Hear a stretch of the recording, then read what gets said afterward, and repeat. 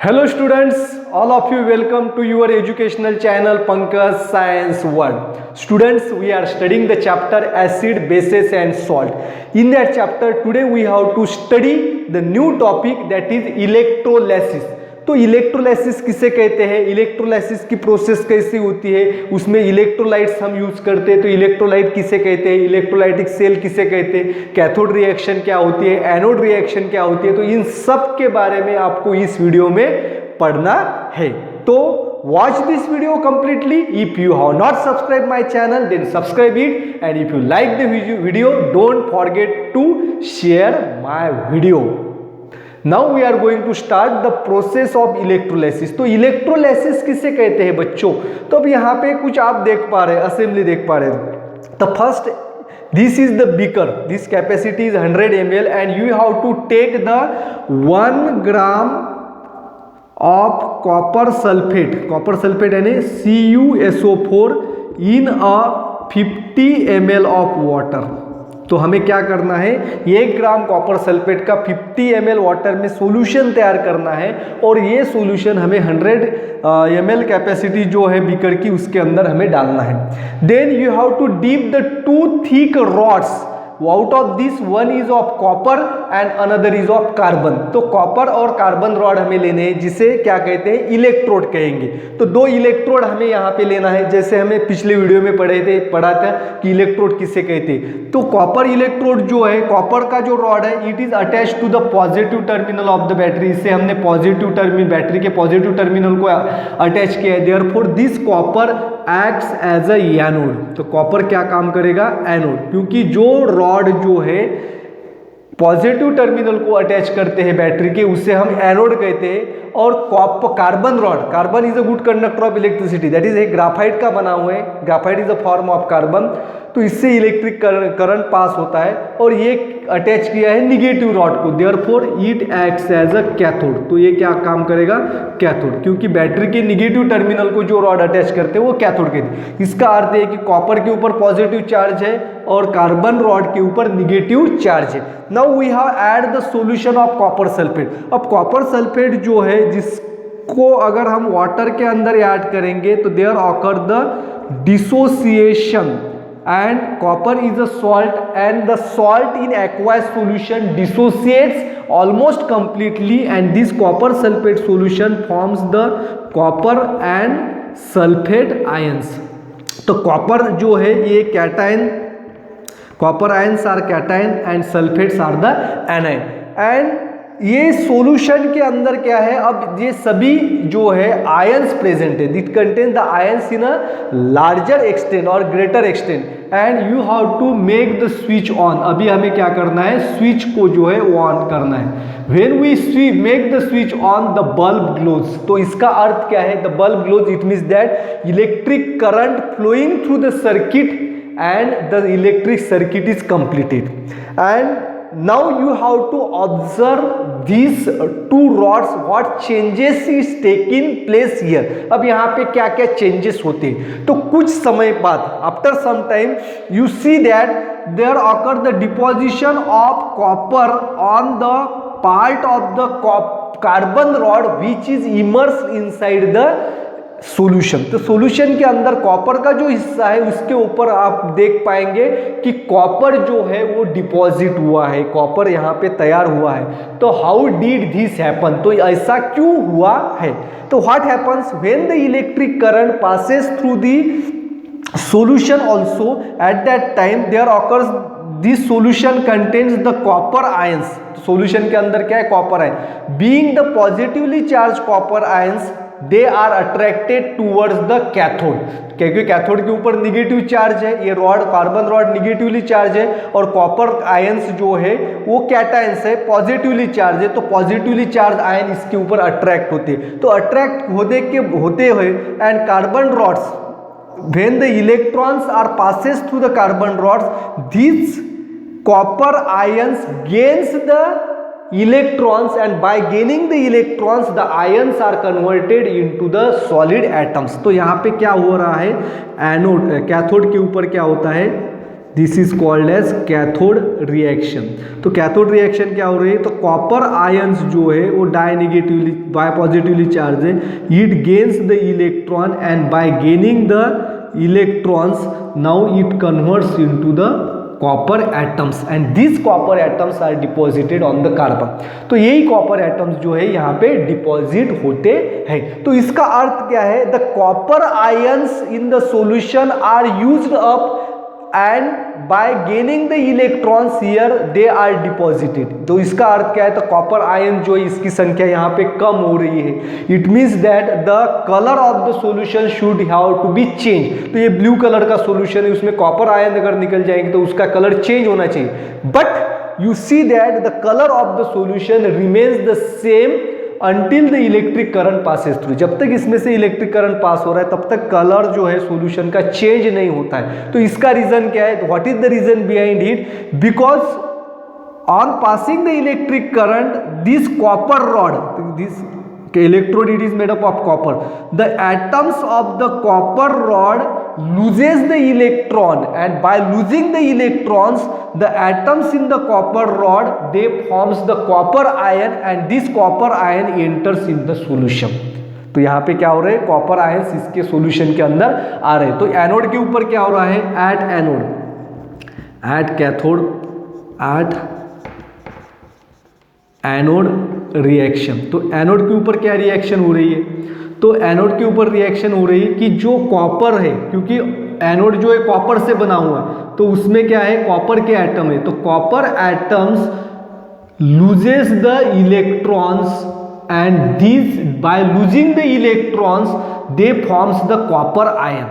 तो यहाँ पे इलेक्ट्रॉन लूज हो रहे हैं, यहाँ पे electron and this electron the loose electrons are pass through the wire. तो इलेक्ट्रॉन्स कैसे पास हो रहे हैं, यहाँ से जा रहे हैं इलेक्ट्रॉन्स आ रहे, तो electrons that enters to the positively charge ion, positive terminal of the battery. तो इस तरह से यहाँ पे इलेक्ट्रॉन लूज हो रहे हैं, इलेक्ट्रॉन लूज हो रहे हैं, तो इलेक्ट्रॉन लूज होने से यहाँ पे आयन तैयार हो रहे हैं और this ions are enter in the solution. तो कॉपर आयंस क्या हो रहे हैं, सॉल्यूशन के अंदर आ रहे हैं और जो इलेक्ट्रॉन लूज हो रहे हैं तो इलेक्ट्रॉन ये सर्किट से पास हो रहे हैं, तो निगेटिव पॉजिटिव टर्मिनल तक पहुंच रहे हैं और निगेटिव टर्मिनल से इलेक्ट्रॉन्स जो है यहाँ से निकल के बाहर आ रहे हैं and this electrons are gain by the ions. तो यहाँ पे कॉपर आयंस क्या करते हैं, इलेक्ट्रॉन गेन करते हैं और सॉलिड स्टेट में आते हैं। तो इस तरह से यहाँ पे सर्किट कंप्लीट हो रहा है। क्या हो रहा है, सर्किट। इलेक्ट्रॉन्स, कॉपर रॉड जो है इलेक्ट्रॉन लूज कर रहा है और कार्बन रॉड के पास इलेक्ट्रॉन्स जो है यहाँ पे गेन कर रहे हैं कॉपर आयंस एंड इस तरह से सर्किट कंप्लीट होता है and electric current flowing through the solution of copper sulphate. And here what happens, there occurs in this reaction, there occurs the dissociation of solute in the solution, dissociation of solute in the solution took place due to the electric current. तो electric current की वजह से क्या हो रहा है, dissociation हो रहा है सोल्यूट का और आयंस फॉर्म हो रहे हैं और वही आयंस जो है यहाँ पे सॉलिड स्टेट में आ रहे हैं and this process is called as electrolysis. तो इसे क्या कहते हैं, इलेक्ट्रोलाइसिस। तो इलेक्ट्रोलाइसिस, और इस बीकर के अंदर जो सॉल्यूशन हमने यूज किया है, this solution is called as electrolyte. तो इसे क्या कहते हैं, इलेक्ट्रोलाइट। तो इलेक्ट्रोलाइट क्या होता है इसके बारे में मैं आगे बताऊंगा। तो इलेक्ट्रोलाइसिस की प्रोसेस क्या है, तो इस प्रोसेस की डेफिनेशन देखिए, the process in which there occurs the dissociation, the process in which there occurs the dissociation of the solution by passing the electric current through the electrolyte so that the ions get attracted towards the oppositely charged electrode and where they react is called as electrolysis।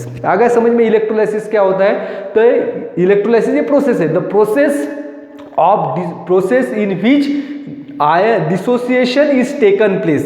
किसका dissociation होता है, solution का dissociation होता है, solutes का dissociation होता है and due to the dissociation ions यहाँ पे तैयार होते हैं and this ions are attracted toward the oppositely charge rod और जिसकी वजह से यहाँ पे ये इलेक्ट्रोलाइसिस की प्रोसेस कंप्लीट होती है। आ गया समझ में।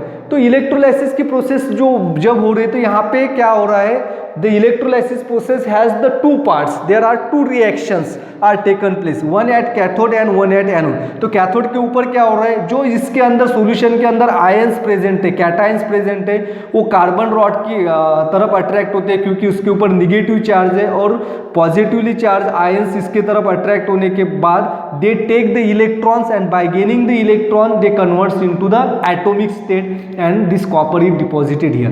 And while at anode, anode के ऊपर क्या हो रहा है, दिस कॉपर, एनोड कॉपर से बना हुआ है, and this copper lose the electrons and by losing the electron they forms the ions, and it means that the concentration of ion remains the same in the solution। तो इसकी वजह से ions का concentration इसमें कम नहीं होता, और जब तक आयंस इसमें है तब तक इलेक्ट्रिक करंट इसमें से फ्लो होता है। अब हमने देखा है कॉपर कैथोड के ऊपर क्या चेंज हो रहा है, तो कार्बन के ऊपर जो है कॉपर डिपॉजिट होता है। When the electric current is passes through this solution what changes is takes place in the anode. तो एनोड के ऊपर क्या चेंजेस हो रहे हैं, तो at the anode, here the anode is made up of, anode जो है वो कॉपर से बना हुआ है, the anode is made up of copper. तो यहाँ पे कॉपर एटम जो है वो इलेक्ट्रॉन लूज कर रहे हैं और आयन तैयार कर रहे हैं, और वही आयंस जो है वो सॉल्यूशन के अंदर आ रहे हैं। तो इसका अर्थ क्या है, तो कॉपर आयंस, कॉपर रॉड में से एटम्स बाहर निकल के जा रहे हैं, therefore the size of copper rod decreases.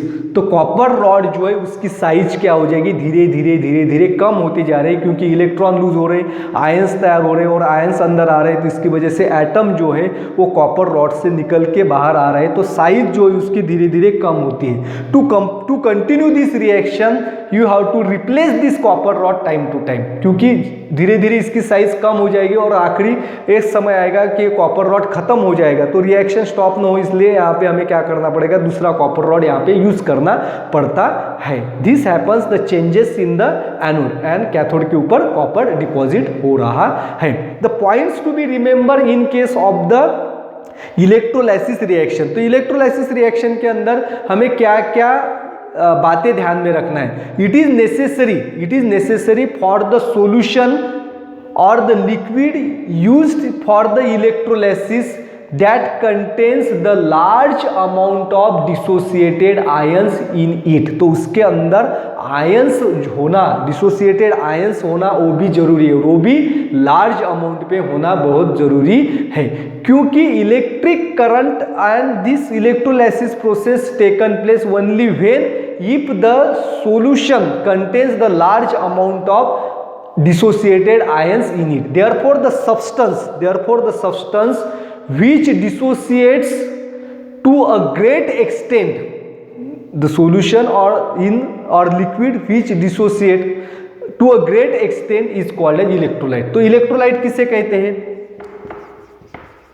Electrolyte यानी कि कोई भी पदार्थ जो है वो उसके लिक्विड स्टेट और सॉल्यूशन में ज्यादा से ज्यादा आयंस तैयार करता है डिसोसिएशन से, तो उसे कहते हैं electrolytes. We know that the salt, strong acid and strong base, salt, strong acid and strong bases are electrolytes and therefore they are also the good conductor of electricity as they contains the large amount of ions, dissociated ions in it। आ गया समझ में।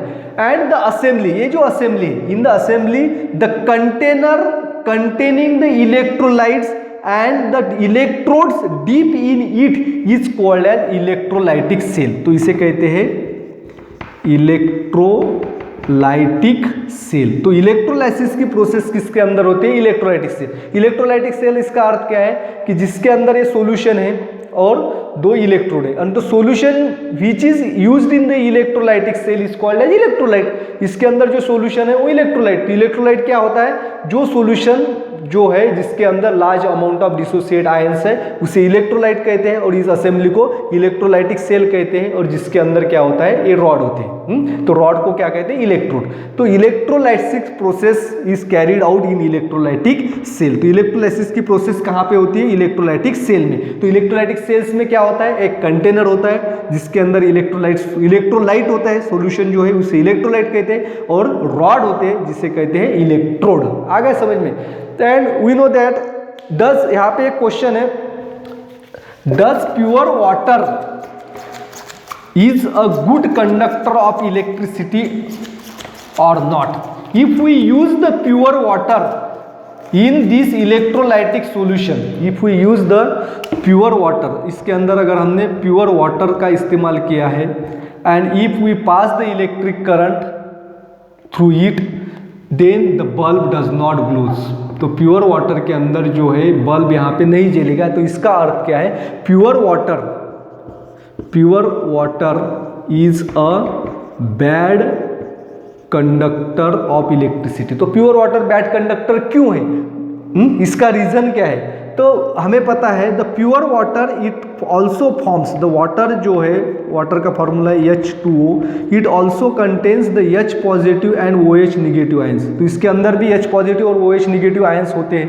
तो though it contains the ions in it, but the dissociation in the water it is takes place at very low extent. तो ये dissociation क्या है, बहुत कम होता है। आयन की संख्या ज़्यादा होनी चाहिए, तो इसमें डिसोसिएशन कम होता है, इसलिए आयंस कम होते हैं। And dissociation it is takes place at the rate of 1 × 10⁻⁻7 molar per mole per liquid. Therefore the pH of water is 7 and pure water is neutral. तो प्योर वाटर क्या होता है, न्यूट्रल होता है। Pure water is neutral, therefore no electric current is passed to the pure water. But if we add a small amount of salt or strong acid or strong base, तो अगर pure water के अंदर अगर हम salt डाल देंगे, इसके अंदर अगर हम सोडियम क्लोराइड ये सॉल्ट डाल देंगे, तो बल्ब यहाँ पे जलना शुरू हो जाएगा। Why this happens? Because when we add the salt in pure waters, due to the dissociation, it contains, now the solution contains a large amount of ions in it, and the electric current pass through it, and the electrolysis of water is carried out. तो pure water का electrolysis कब होता है, कि जब इसके अंदर अगर हम सॉल्ट डालेंगे या एसिड डालेंगे या स्ट्रॉन्ग बेस डालते हैं। And this is all about the electrolysis. तो आज आपने इलेक्ट्रोलाइसिस की प्रोसेस को अच्छी तरह से समझा होगा। तो इलेक्ट्रोलाइसिस क्या होता है, तो इलेक्ट्रोलाइसिस के अंदर इलेक्ट्रोलाइटिक सेल किसे कहते हैं, इलेक्ट्रोलाइट किसे कहते हैं, इलेक्ट्रोड क्या काम करता है। तो इस तरह से इलेक्ट्रोलाइसिस की प्रोसेस होती है बच्चों। तो thanks for watching complete video. Don't forget to subscribe my channel. Thank you.